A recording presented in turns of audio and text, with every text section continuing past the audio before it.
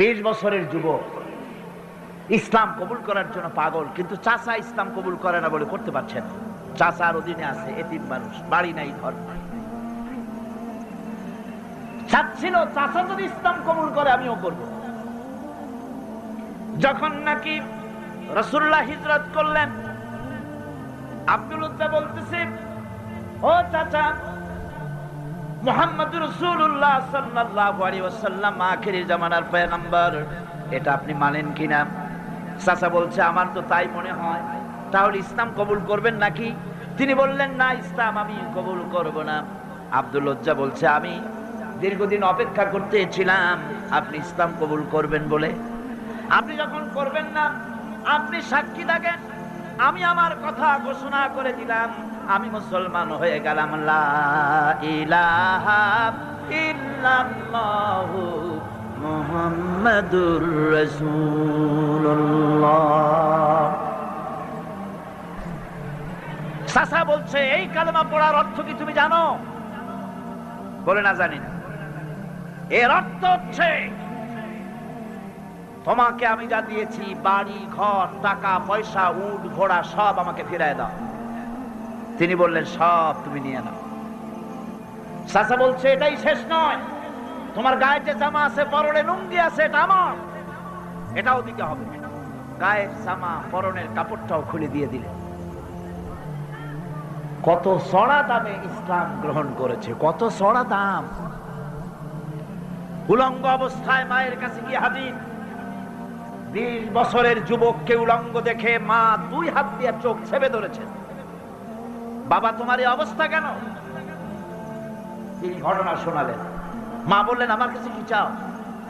ছেলে বলছে, মা, একটা কাপড় চোপড় কিচ্ছু একটা দাও, আমি মদিনাতুর রাসূল, মদিনায় চলে যেতে চাই, রাসূলুল্লাহর কাছে আমি যেতে চাই, আমি পাগল হয়ে গেছি, আমার একটু কাপড় দাও।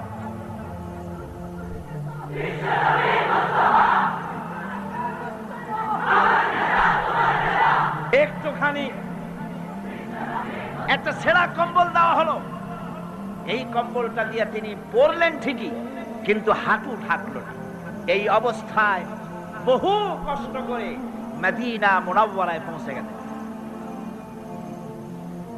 রাসূলুল্লাহর সঙ্গে দেখা হলো।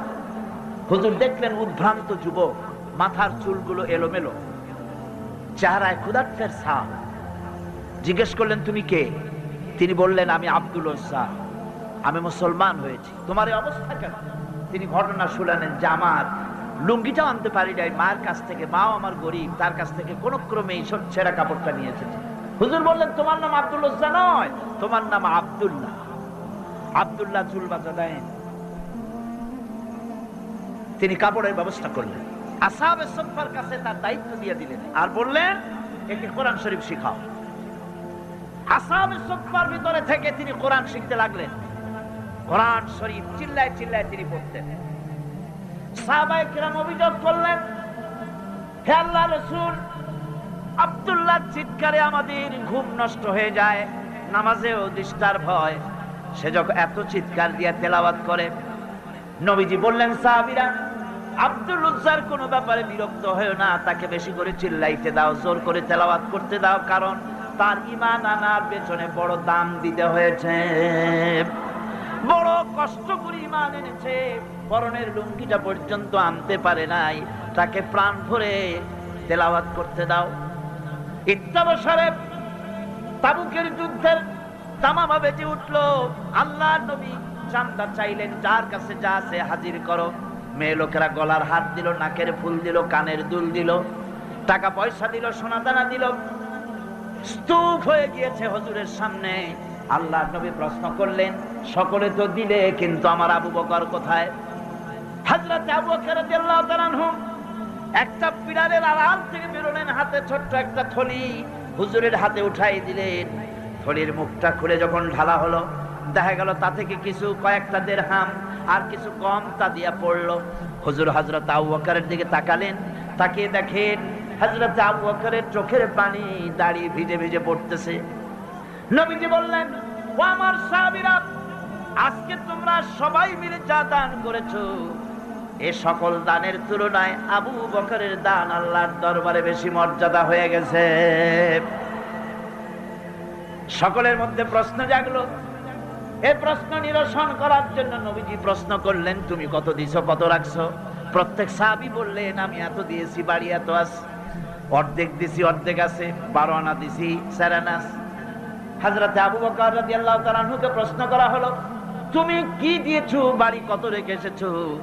হযরত সিদ্দিক আকবর রাদিয়াল্লাহু তাআলা আনহু বলছেন, ইয়া রাসূলুল্লাহি, আল্লাহ পাকের কসম করে বলছি, আমি আবু বকরের ঘরে জাগতিক সম্পদ বলতে যা বুঝায় আল্লাহর নবীর কদম মোবারকে উৎসর্গ করি। তখন ইহুদিদের সন্তান ডারউইন সে বলল, পৃথিবীর মানুষগুলি আসলে মানুষ না। তাছাড়া মানুষটা তো কি, পাবদা মাছ দেখতে তো বোয়াল মাছের মতো, নাকি বলেন? পাবদা চেনেন না বোঝায় শ্রীরঙের মানুষেরা, পাবদা দেখতে বোয়ালের মতো। কিন্তু কেউ কি কোনোদিন বলেছে যে এই পাবদারাই পুটি টুটি খাইয়া একদিন বোয়ালে পরিণত হয়ে গেছে? এটা কখনই বলা হয় না। সুতরাং বানরের সাথে মানুষের মিল ডারউইন সাহেব কোথায় খুঁজে পেলেন আমি জানি না। তিনি বললেন কি, এই মানুষগুলি আসলে ছিল বাঁদর, তাদের পাছায় ছিল লেজ। তারা তো গিয়ে কিসের উপরে থাকতো? ডালে ডালে ঘুরতো, তারপরে পাছায় লেজের উপরে ঘা লাগলো, এরপরে একদিন লেজ তার খসে পড়ে গেল, সেদিন থেকে এই লেজবিহীন মানুষে পরিণত হলো। আসলে মানুষ ছিল সব বান্দর। নাউজুবিল্লাহি মিন যালিক। কয় বোতল খাইয়া এরকমের মত উনি প্রকাশ করেছিলেন, আল্লাহই ভালো জানেন।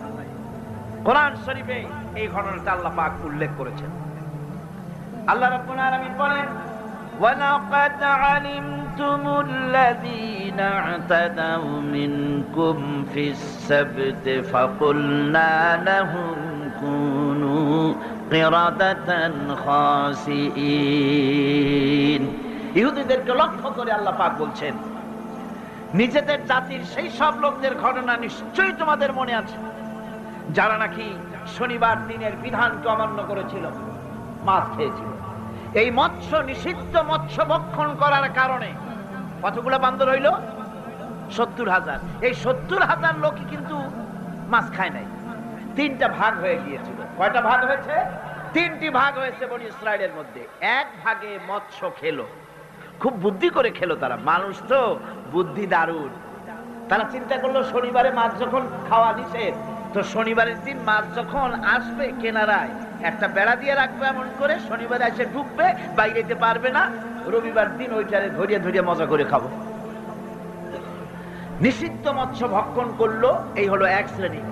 2 নম্বরে মাছ খায়ও নাই, নিষেধ করে নাই কাউকে। 3 নম্বরে মাছ খায় নাই, বরং আল্লাহর এই নিষিদ্ধ ব্যাপারটি জানাই দিয়েছে, খবরদার, আল্লাহ নিষেধ করেছেন মৎস্য খেও না। তাহলে কয়টা ভাগ হলো? 3টি ভাগ। রব্বুল আলামিন ইহুদিদের মধ্য থেকে যারা নিষিদ্ধ মৎস্য, নিষিদ্ধ দিনে মৎস্য যারা ভক্ষণ করলো তাদেরকে, আর যারা মাছ খায় নাই, নিষেধ করে নাই, এই 2 শ্রেণীকে একত্রিত করে সবগুলারে গোষ্ঠী সুদ্ধা রাতারাতি বানর বানাইয়া দিলেন। তার অর্থ কি? এর দ্বারা বোঝা গেল হক কথা বলতে হবে। অন্যায় চুপ করে যদি সহ্য করেন, অন্যায় যে করে আর অন্যায় যে সহে, দুজনই কি? দুজনই সমান পাপী। আপনাকে নিষেধ করতে হবে, অন্যায়ের বিরুদ্ধে আপনাকে কথা বলতে হবে। লূত আলাইহিস সালামের জামানায় যখন জমিনটাকে উল্টে দেওয়ার জন্য অর্ডার হলো, তখন ফেরেশতা বলছিল, আয় আল্লাহ, এই জমিনে তো একটা লোক আছে যে 30 বছর পর্যন্ত তোমার ইবাদত করেছে, সেই লোকটারে তো সরাবার ব্যাপারে তুমি কিছু বললা না। আল্লাহ রাব্বুল আলামিন বললেন, জমিনটা উল্টায়া ওর মাথায় আগে রাখো, ওরে শুদ্ধা জমিনটারে উল্টায় দাও। কারণ গোটা জাতি যখন আমার সঙ্গে নাফরমানি করছে, আমার নবীর সঙ্গে নাফরমানি করতেছে, তখন এরা কথা বলে নাই। এই লোক নিজের ইবাদত নিয়ে ব্যস্ত ছিল, নিজেকে জাহান্নাম থেকে বাঁচাবার চেষ্টা করেছে। গোটা জাতি জাহান্নামে যায়, সেজন্য ভুরুক্ষেপ করে নাই। হক কথা বলতেই হবে। হক যে বলবে না, হক থেকে যে চুপ থাকবে, সে হচ্ছে শয়তানুন আখরাস, বোবা শয়তান। রাসূলুল্লাহ হাদিসে বলেছেন, হক থেকে যে চুপ থাকে সেটা কি শয়তান? বোবা শয়তান। এখন আপনাকে বিপদ মুসিবত থেকে বাঁচার জন্য হকের দাওয়াত দিতে হবে, তা না হলে আল্লাহ পাক ক্ষমা করবেন না। না হক যখন সমাজে চলতে থাকে, হকের আওয়াজকে একজনকে হলেও হকের আওয়াজ বুলন্দ করতে হবে। কোরআনে কারিমে রব্বুল আলামিন বলেন, ওয়াত্তাকু ফিতনাতান লা তুসিবান্নাল্লাযীনা যালামু মিনকুম খাসসা। সতর্ক থাকো, বেঁচে থাকো ওই সব বিপদ থেকে, মুসিবত থেকে, যেই বিপদ শুধুমাত্র বিপদের কারণ যারা ওদের জন্যই নাজিল হবে না, বরং যারা সহ্য করে তাদের উপরও বিপদ আসবে। যারা বিপদের কারণ, গুনাহের কারণ, শুধু ওরাই ধ্বংস হবে না, যারা সহ্য করবে তাদেরকেও আযাবের মধ্যে নিপতিত হতে হবে। একটা দৃষ্টান্ত দিলে বুঝবেন। আপনার বাড়ির যে ব্যক্তি মানুষকে আল্লাহর দিকে ডাকে, সুবহানাল্লাহ বলেন, সুবহানাল্লাহ বলেন, আল্লাহর দিকে যে ডাকে সেই ওয়ামান দা ইলাইহি, হাদিস শরীফের ভিতরে আছে, মান ক্বালা বিহি সাদাকা। কোরআন থেকে যে কথা বলে সে কি কথা বলে? সত্য কথা বলে। কোরআন থেকে যে কথা বলে সত্য কথা বলে। মান ক্বালা বিহি সাদাকা ওয়া মান আমিলা বিহি উজরা। আরে কোরআন থেকে যারা আমল করে আল্লাহ তাদেরকে পুরস্কৃত করেন। ওয়া মান হাকামা বিহি আদালা। কোরআন থেকে যে বিচার করে সেই জাস্টিস, ইনসাফ কায়েম করে। ওয়া মান দা ইলাইহি হুদিয়া ইলা সিরাতিল মুস্তাকিম। আর যারা কোরআনের দিকে দাওয়াত দেয় তাদের দাওয়াতই সহজ সরল দাওয়াত। আওলাদের রাসূল আপনাদের সামনে কোরআনের দাওয়াত দিলেন, কোরআনের পক্ষে কাজ করুন, সবাই হাত উঁচু করে আপনারা সমর্থন দিয়েছেন। আমরাও অপেক্ষা করব এই সমর্থন আপনারা কতদিন বজায় রাখতে পারে। আল্লাহ যেন তৌফিক দেন। জোরে বলেন আমিন। আরো জোরে বলেন আমিন। ওয়া মান আহসানু কাওলাম মিম্মান দা ইলাল্লাহ। ওর চাইতে ভালো কথা কার? যে মানুষকে আল্লাহর দিকে ডাকে। আমরা কার দিকে ডাকি? বিশ্বাস করুন, আমরা তো সমাজতন্ত্রের দিকে মানুষ ডাকি না। বলেন, আমরা কি সমাজতন্ত্রের দিকে মানুষ ডাকি? পুঁজিবাদের দিকে ডাকি, জাতীয়তাবাদের দিকে ডাকি, ধর্ম নিরপেক্ষ মতবাদের দিকে ডাকি। আমরা কার দিকে ডাকি? ধর্ম নিরপেক্ষ মতবাদ আল্লাহর তৈরি না মানুষের তৈরি? পুঁজিবাদ আল্লাহর না মানুষের? সমাজতন্ত্র আল্লাহর না মানুষের? জাতীয়তাবাদ আল্লাহর না মানুষের?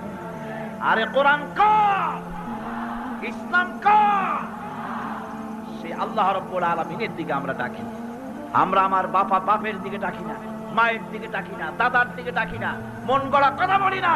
ওলামায়ে হক কথা বলে কোরআনের কথা। সুবহানাল্লাহ। ওয়া মান আহসানু কাওলাম মিম্মান দা ইলাল্লাহ। ওয়া মান আহসানু কাওলাম মিম্মান দা ইলাল্লাহ। ওর থেকে ভালো কথা আর কার হবে? যে ব্যক্তি মানুষকে ডাকে আল্লাহর দিকে। সুবহানাল্লাহ। প্রাণ ভরে কান সুবহানাল্লাহ। আমরা কোন নেতার দিকে মানুষকে ডাকি না। আল্লাহর কসম, আমরা কোন মানুষের পূজা করি না, কোন ব্যক্তির পূজা করি না, কোন নেতার পূজা করি না, কোন নেতার দিকে মানুষকে আকর্ষিত করি না। আমরা মানুষকে ডাকি আল্লাহর দিকে। আর ডাকি বিশ্ব নবী সাইয়্যিদুল মুরসালিন আশরাফুল আম্বিয়া রাহমাতুল লিল আলামিন জনাবে মুহাম্মদুর রাসূলুল্লাহ সাল্লাল্লাহু আলাইহি ওয়াসাল্লামের দিকে মানুষদেরকে ডাকি। ওয়া মান আহসানু কাওলাম মিম্মান দাআ ইলাল্লাহ। ওর থেকে ভালো কথা আর কার হবে? যে মানুষকে আল্লাহর দিকে ডাকে। ওয়া আমিলা সালিহান, আর এরপরে সে নেক কাজ করে, সৎ কাজ করে। ওয়া ক্বালা ইন্নানি মিনাল মুসলিমিন, আর আমি হচ্ছি মুসলমানদের একজন। আমি মুসলমান তা বলছে না, কিন্তু কি বলছে? আমি মুসলমানদের একজন। এই আয়াত নাযিল হলো কখন? যখন মক্কায় মুসলমানদের উপরে অত্যাচারের স্টিম রোলার চালানো হচ্ছিল।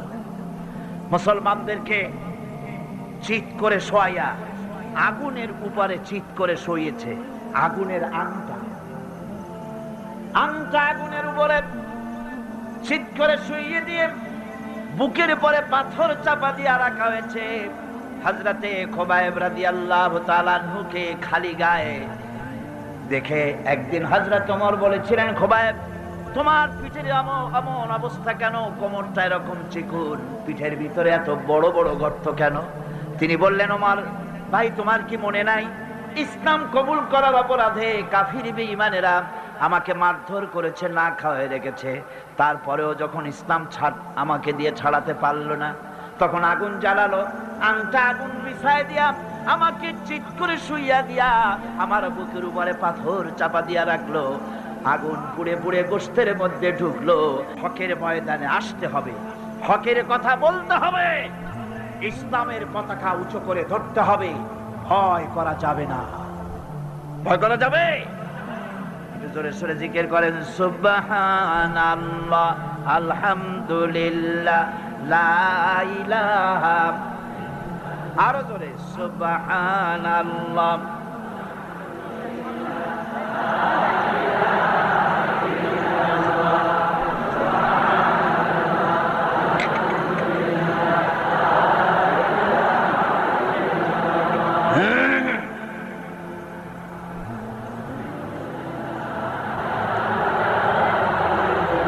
লা ইলাহা ইল্লাল্লাহু মুহাম্মাদুর রাসূলুল্লাহ। বন্ধুগণ, কোরআন শরীফের এই তাফসীরের মাহফিলে আমরা সব সময় হক কথা বলি, ঠিক কিনা? 20 বছরের ইতিহাস তার সাক্ষী। দেশি বিদেশি আন্তর্জাতিক দুনিয়া মুসলিম নির্যাতনের, মানবতা নির্যাতনের বিরুদ্ধে আমরা কোরআনের মাহফিল থেকে কথা বলে থাকি, ঠিক কিনা? আমি আগেই বলেছি, আক্ষরিক অর্থে এ মাহফিল কোন রাজনৈতিক দলের মাহফিল নয়, এটা কোরআনের মাহফিল। যারা বলেন কিসের মাহফিল? আর কোরআনের মাহফিল থেকে যদি হক কথা বলা না হয়, তাহলে হক কথা বলা হবে কোথায়, ঠিক কিনা? মুনাজাতের পর আযান হবে বা জামাতে শার নামাজ আদায় করে যাবেন। আল্লাহুম্মা আমিন। রব্বানা যালামনা আনফুসানা ওয়া ইন লাম তাগফির লানা ওয়া তারহামনা লানাকুনান্না মিনাল খাসিরিন। রব্বানা লা তুযিগ কুলুবানা বা'দা ইয হাদাইতানা ওয়া হাব লানা মিন লাদুনকা রাহমাতান ইন্নাকা আনতাল ওয়াহ্হাব। আয় আল্লাহ তাআলা, বিশাল এই জনসমুদ্র নিয়ে, তোমার অগণিত বান্দা বান্দাদের নিয়ে তোমার দরবারে হাত তুলেছি। আয় আল্লাহ, দয়া করে আমাদের জিন্দেগীর সমস্ত গুনাহ খাতাকে মাফ করে দাও। রব্বুল আলামিন, আমাদের মধ্য থেকে যাদের মা বাপ দুনিয়া থেকে জন্মের মতো বিদায় হয়ে গেল, আয় আল্লাহ, আমাদের মা বাপের কবরগুলিকে জান্নাতের টুকরা বানায়া দিও। রব্বিরহামহুমা কামা রব্বায়ানি সগীরা। সবাই পড়েন, রব্বিরহামহুমা কামা রব্বায়ানি সগীরা। আয় আল্লাহ রাব্বুল আলামিন, এই মাহফিলে দোয়া কবুল হয় এরকমের ধারণা অনেকের জন্মে গেছে। যেহেতু এটা কোরআনের মাহফিল, এই ধারণার বশবর্তী হয়ে অনেকেই দোয়া চেয়ে পাঠায় দেশ থেকে বিদেশ থেকে। আয় আল্লাহ তাআলা, তুমি দোয়া কবুল করেছো এমন বহু প্রমাণ আমরা ইতিমধ্যেই পেয়ে গেছি। আর আমরা জানি তুমি বলেছো, উদুনি আস্তাজিব লাকুম, আমারে ডাকো, আমি ডাকের সাড়া দিয়ে দেব। রব্বুল আলামিন, বিনীত ভাবে তোমার আলিশান দরবারে, শাহী দরবারে গোলামের মতো ফরিয়াদ জানাই। যত মানুষ তোমার বান্দা বান্দিরা যত নেক নিয়ত করে দোয়া চায়, সকলের দোয়া কবুল করে নিও। সমস্ত মানুষের অভাব অভিযোগ দূর করে দিও রব্বুল আলামিন। এই মাহফিল অতীতেও তুমি ঋণযুক্ত রাখো নাই, এবারও যেন ঋণগ্রস্ত হয়ে না থাকে। এই শহরে কত বড় বড় ধনী আছে বাবু, তাদের দিলগুলিকে নরম করে দিও। তোমার বান্দা বান্দির দিল নরম করে এই বাজেট যা রয়েছে আল্লাহ, তুমি তা পুরা করে তার থেকে আরো বেশি দিয়ে দিও রব্বুল আলামিন। হায় আল্লাহ তাআলা, কোরআনের মাহফিলে বসলাম, যেই হাদিস দিয়ে মাহফিলটা শুরু করেছিলাম, তোমার হাবিব বলেছেন, কোরআনের মাহফিলে, জিকিরের মাহফিলে, তোমার আলোচনার মাহফিলে, তোমার হাবিবের আলোচনার মাহফিলে কোন মানুষ এসে হতভাগ্য হয় না বলে তোমার হাবিব বলেছেন। তোমার উদ্ধৃতি দিয়ে তিনি বলেছেন, মাবুদ এই মাহফিলে আমাদের ভাগ্য তুমি বদলাইয়া দাও, আমাদের সাইয়্যাত গুলি দয়া করে তুমি হাসানাত দিয়ে বদলাইয়া দাও। রব্বুল আলামিন সমস্ত আলেম ওলামাদের হায়াত দারাজ করে দাও। ইসলামী চিন্তাবিদ, ইসলামী বুদ্ধিজীবী, ইসলাম যারা চায়, ইসলাম যারা ভালোবাসে, তাদের সকলকে আল্লাহ তুমি এক বানায় দাও। আয় আল্লাহ তাআলা, এই মাহফিলে যত লোক উপস্থিত হয়েছে কাউকে তুমি মাহরুম করে দিও না। সকলের ঝুলি তোমার রহমত দিয়ে আল্লাহ তুমি ভরে দাও। আল্লাহুম্মা জিদনা ওয়ালা তানকুসনা وأكرمنا ولا تهنا وأعطنا ولا تحرمنا وآثرنا ولا تؤثر علينا وارضنا وأرض عنا يا كريم يا رب العالمين ربنا تقبل منا إنك أنت السميع العليم وتب علينا